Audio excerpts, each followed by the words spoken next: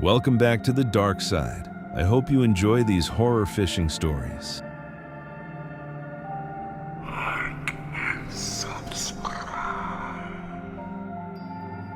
Ever since I was a kid, all the older men in my family took me fishing whenever they could. It wasn't just a hobby to them. It felt like tradition, almost like an initiation process. Being the youngest, I was always reminded that one day I'd be as skilled as they claimed to be. The two who took it the most seriously were my dad and his brother Matthew. If you walked into either of our houses, you'd immediately notice something. Rods mounted on walls, framed photos of massive catches, tackle organized like a showroom. It looked less like a home and more like the set of a fishing channel. This story actually isn't mine, it's my dad's. My dad isn't someone who scares easily. I've seen him deal with emergencies calmly my entire life. But when he tells this story, something changes. His tone shifts, he avoids eye contact, and he never volunteers to tell it. Someone always has to ask. My dad's name is John. That day he was out fishing with my uncle Matthew and three of their close friends, Rich, Jeff, and Monty. They left before sunrise, heading toward a remote cove that was a couple hours by boat from the nearest marina. It was one of their secret spots. Thick forests surrounded it, and barely anyone bothered going that far out. The place was known among them for solid bass and the occasional northern pike. The morning started normally. The boat sliced through a layer of mist hovering over the water. They joked, shared stories, and drank coffee while the engine hummed beneath them. By the time they anchored in the cove, the sun was up. Monty was the first to crack open a beer, even though it wasn't even mid-morning yet. My dad always describes Monty as the wild one, the guy who drinks more than he should and laughs louder than everyone else. They fished for hours, lures hitting the water, occasional splashes from catches, the metallic crunch of empty beer cans stacking up at their feet. As evening approached, the mood shifted. The light began fading faster than expected, and a fog started rolling in from the water. At first, it seemed normal, something that would pass, but it didn't.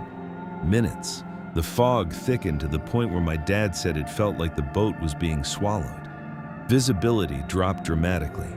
Rich, who had more fishing experience than anyone else there, admitted he had never seen fog that dense before. Jeff and Monty, both well into their beers by then, didn't seem concerned. The others were. They decided Matthew should try easing the boat out of the cove and into more open water where the fog might be thinner. Matthew agreed, but within minutes he nearly scraped the shoreline. The visibility was that bad. He refused to risk damaging his boat. They realized they might have to spend the night out there. That's when my dad mentioned they needed to call home. He had work responsibilities the next morning and couldn't just disappear without explanation. Of course, they had drifted into an area with no signal. My dad volunteered to go ashore to find reception. Rich and Jeff went with him. Matthew stayed behind with Monty, who by then was more or less useless from drinking. Before stepping off the boat, my dad grabbed the emergency flare gun, just in case. The three of them waded to shore and stepped into the woods, using their phone flashlights to guide them. They'd all camped plenty of times before. A forest didn't intimidate them, at least not normally. They began walking uphill, hoping higher ground would give them signal. My dad always emphasizes how strange the woods felt. It wasn't just dark, it was thick. The fog clung to everything. The beam from their flashlights barely cut through it. Then they heard it, clicking. At first, it came from somewhere ahead of them, then from the side, then behind them. It wasn't random animal noise. It was rhythmic but uneven, like someone tapping wood together, deliberate and unmistakably human. Rich immediately whispered, "Lights off. Now." They switched off their flashlights. The darkness became absolute. The clicking stopped. The silence that followed felt heavy, almost suffocating. They stood frozen, listening. Then came rustling, closer this time, Then silence again, and then a scream. Not an animal scream, not something natural. It was guttural, raw, full of something that didn't sound human but wasn't quite animal either. Before they could process it, pounding footsteps erupted through the woods, multiple sets charging toward them. They ran. No discussion, no hesitation. My dad fired the flare behind them. For a split second, the woods were illuminated in a red glow. And that's when they saw them. More than 10 figures moving through the trees. They were dressed in what my dad could only describe as primitive or tribal clothing. Some carried long wooden spears. The light vanished as quickly as it appeared. Jeff nearly fell screaming, but Rich yanked him back up. Branches whipped at their faces, roots caught at their boots. My dad says he's never felt fear like that. Pure survival instinct, nothing else.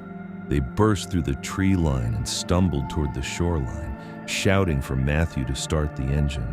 He didn't ask questions, he just turned the key.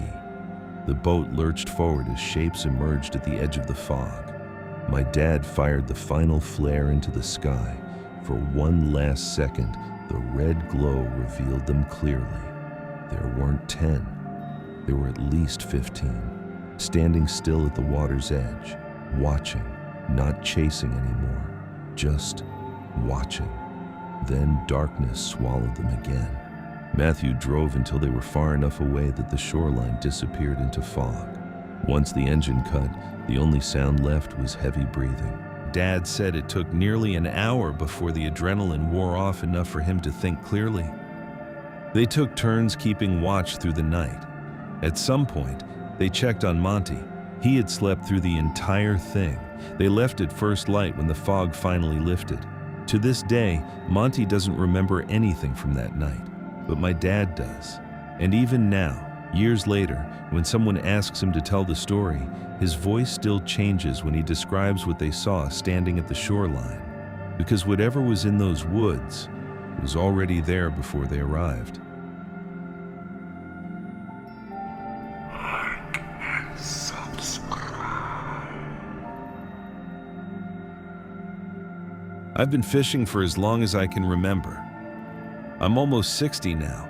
My kids are grown and out of the house, so it's just me and my wife most days. The house gets quiet, too quiet sometimes. Fishing fills that space. I usually go with a few old friends from college, but every now and then I head out alone. I don't mind it. In fact, I prefer it sometimes. This happened in mid-April last year, right after ice out season in upstate New York. I chose a smaller, pretty, unremarkable lake about an hour from my house. It wasn't one of the popular spots. That was kind of the point. I got there before sunrise, unloaded my kayak from the roof of my Volvo and carried it down to the water. The air was cold enough that I could see my breath. By the time I paddled out toward the middle, the sky was just starting to lighten. I was targeting largemouth bass. I set up near the outer weed beds with a spinning rod and a wacky-rigged stickworm, standard early season setup. Just as I was about to cast, I noticed movement across the lake near the tree line. At first, I figured it was another early fisherman, but something about it didn't look right. I grabbed the binoculars I keep in my bag and focused in. There were 3 people standing near the shoreline. All of them were wearing dark clothing with hoods pulled up. That struck me as odd. It wasn't freezing out. They appeared to be digging. I watched for a couple minutes. They finished digging and leaned into the hole. I assumed they were burying something. Instead, one of them pulled something out of the ground, then the other 2 did the same. I couldn't see what the objects were. They were small enough to carry easily, but big enough to make a splash when they started throwing them into the lake, one after another. Each splash echoed across the water. I remember feeling this sudden wave of uneasiness. It wasn't just curiosity anymore. It was the realization that whatever I was watching probably wasn't innocent. They stood there for a moment after tossing everything in. Then they walked into the woods. They never looked in my direction. I sat there for a while debating what to do. The smart thing would have been to leave. Instead, I paddled over. I stopped roughly where I thought the items had landed and started casting. Not for fish, just dragging the bottom. After about an hour with nothing but weeds and mud, I figured I needed a better method. That's when I remembered I had a portable depth finder in my car. I paddled back, grabbed it, and returned to the same spot. I scanned the bottom slowly. It was mostly soft sediment, but there was one harder reading that didn't match the rest.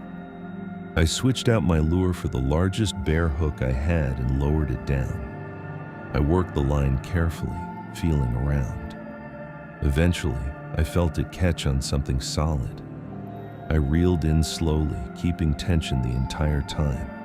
When it broke the surface, I felt my stomach drop. It was a black 9mm handgun. I just stared at it for a few seconds. The reality of what I had seen earlier started to settle in. Those men weren't burying something random.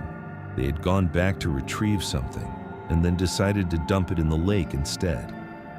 I brought the kayak to shore immediately and called the police. They responded faster than I expected. Divers were brought in later that day. They recovered several other items from the same general area, a keychain with multiple keys on it, a bundle of foreign coins wrapped in cloth, and a small locket. The locket had been underwater long enough that the photos inside were completely faded. The officers told me they'd contact me if the items were connected to any open investigations. They never did. I figured that was the end of it. But about a week later, late at night, I heard voices outside my house. At first, I thought it was kids cutting through the yard. Then I heard someone say, "That's the car. I know it." My blood ran cold. My Volvo was parked in the driveway. I turned off the lights inside and stood near the window without making noise. I could hear multiple people walking around my yard, gravel shifting, low voices. They never knocked. They never rang the bell. After a few minutes, I heard footsteps moving away toward the road. I called the police again, but by the time they arrived, no one was there. Nothing came of it. To this day, I don't know if it was the same 3 men from the lake, but the timing felt like more than coincidence. What still bothers me is this. Why were those items buried in the first place? Why dig them up just to throw them into the water? And how did someone connect my car to that lake when I never saw them look in my direction? I still go fishing, but I don't go to that lake anymore, and I pay a lot more attention to who might be watching from the shoreline.